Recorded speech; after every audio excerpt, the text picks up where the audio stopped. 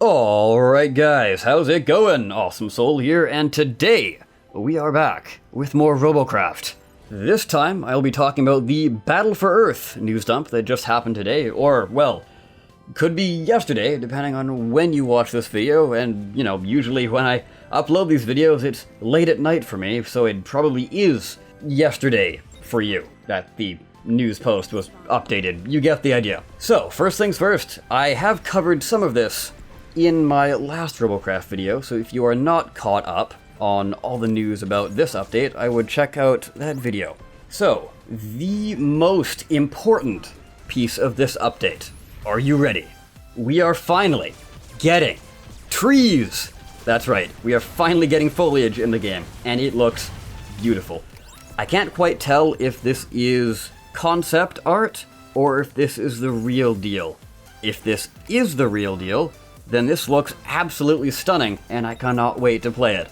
If this is just concept art, then I still cannot wait to play it, because it will look slightly different, and I'm dying to see what the trees look like. Hopefully they are as detailed as we see here, or at least close to it.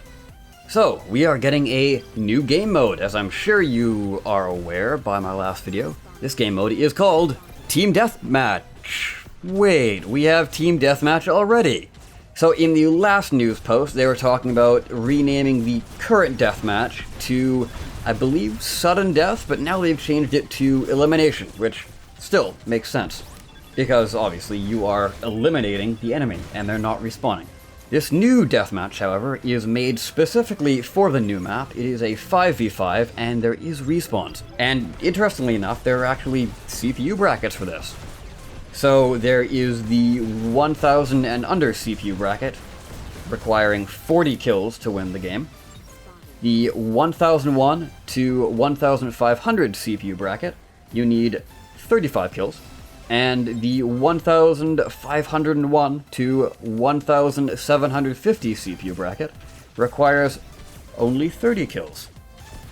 And I guess that kind of makes sense, but also at the same time, I'm a little confused. Because the, obviously, smaller CPU bots are, well, smaller, harder to spot, and harder to hit. So I guess that's why you need more kills. But they also have less health, so that would mean making kills easier? So I'm not quite sure what's going on there, but only time will tell. We'll just have to wait and see how it plays out. So the goal of the game mode, obviously, is just simply getting kills. There is no other objective, there's no point to capture, there are no towers to get, there are no bases to destroy. It is just a straight, get a kill, and win the game type of deal. However, there is a time limit on this game mode, and that time limit is a 10-minute mark. So at the 10-minute mark, whichever team has the most kills will actually win the game. If there is a tie for some odd reason, I'm not sure how common that would be, but again, we'll just have to wait and see. So if there is a tie, whoever gets the next kill will win. So say one side and the other side both have 20 kills, and it would be a really tense moment. I could see that lasting out quite a while, like being a really long, drawn-out firefight. That would be pretty cool.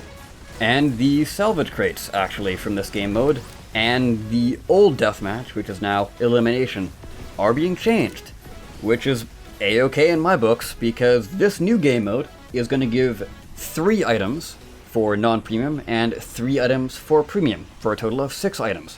The elimination game mode, which is, again, the old team deathmatch, just renamed, will give you 2 items, and then another 2 items if you are premium. So that's pretty cool, because like the one item was pretty lacking.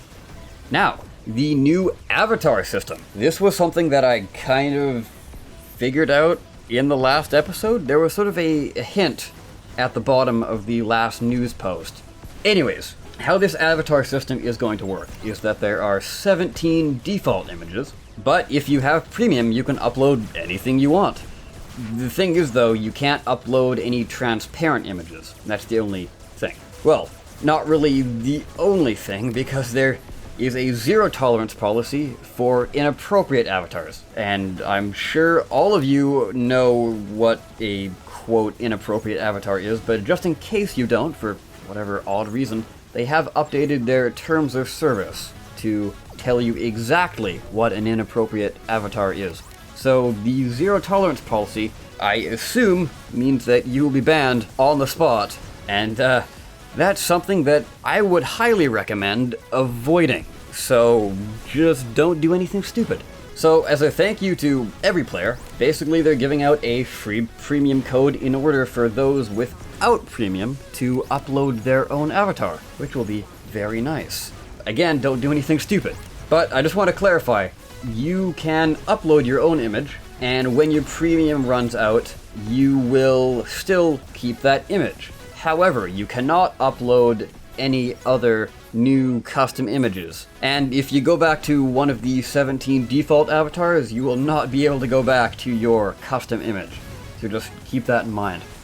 Platoons actually now support 5 people, as I speculated in the last episode, instead of, well, the current 4. Interestingly enough, there's also another improvement. So what they're doing is, if you don't have premium and you're the leader of the platoon, if you have a friend, you can get them to join and they will unlock that extra slot for you. So you no longer have to be the leader of your platoon to get the extra slot, assuming you have premium, of course. So that'll be very handy to have. You won't have to back out of platoons and reform them just to get that extra slot anymore.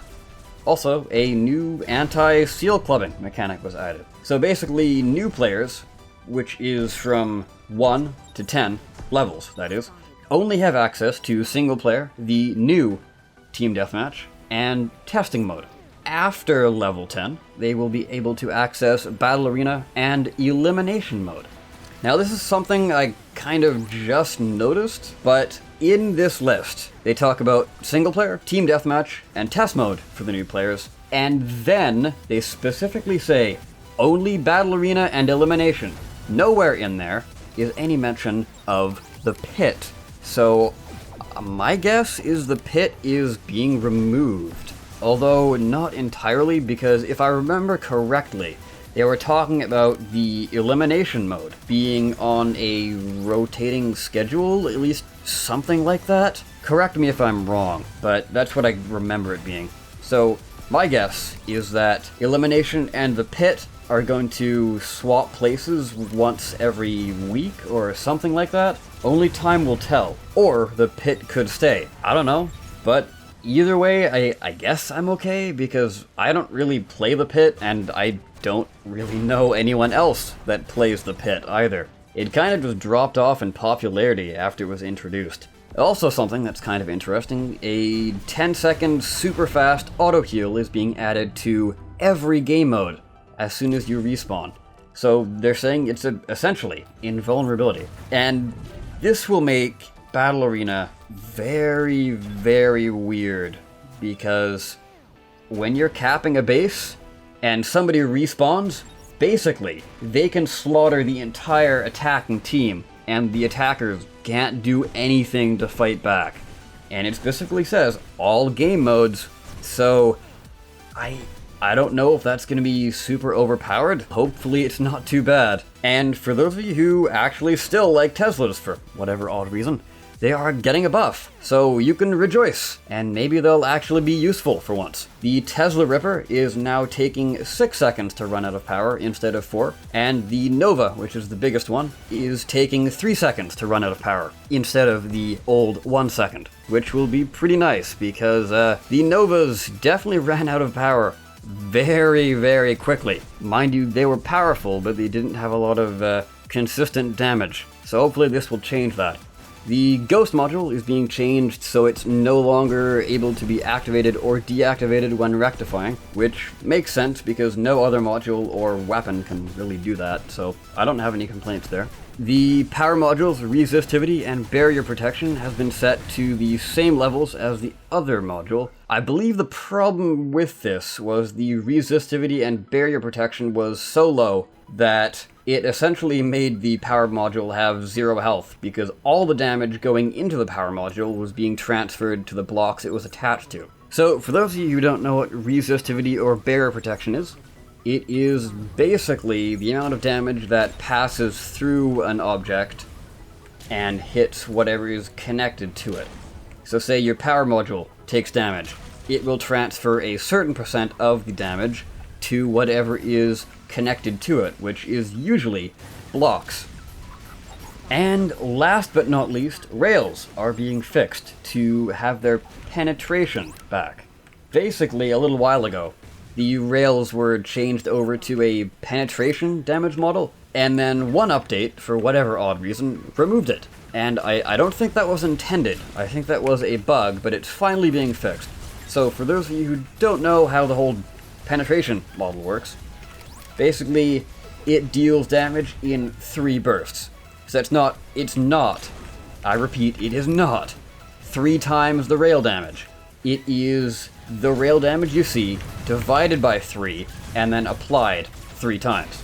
And when I say applied, it's pretty much instantaneously. So it hits the bot, breaks those cubes off, goes into the bot a bit further, breaks those cubes off, and goes into the bot a bit further and breaks those cubes off. But again, it's applied pretty much instantly. So if you shoot somebody with a rail, it looks like it's just dealing the damage all at once. Anyways guys, that will wrap up the video. Hopefully you enjoyed watching it. Let me know what you think of all the changes down below, and if you are watching this and the update happens to be out, let me know how you are enjoying that, because I'm sure I'll be enjoying it as well.